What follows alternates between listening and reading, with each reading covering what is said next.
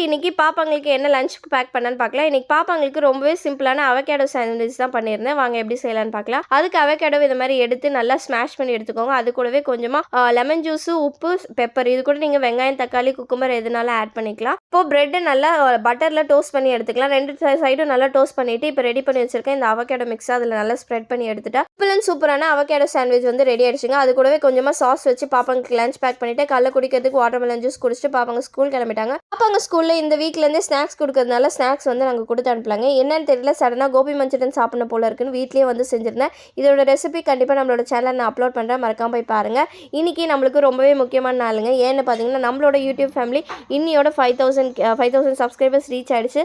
அதுக்கு முக்கியமான காரணமே நீங்கள் எல்லாருமே தான். உங்களோட லவ் அண்ட் சப்போர்ட்டுக்கு ரொம்ப ரொம்ப தேங்க்ஸ். இதே மாதிரி உங்களோட லவ் அண்ட் சப்போர்ட் கொடுத்துட்டே இருங்க. நம்ம ஃபேமிலி இன்னுமே பெருசாக வளர்ந்துட்டே இருக்கும். இன்றைக்கி நம்மக்கிட்ட ஒரு கஸ்டமர் 10 இட்லி மட்டும் வேணும்னு கேட்டிருந்தாங்க. அதை பேக் பண்ணி உங்களுக்கு டெலிவரி பண்ணியாச்சு. பாய்.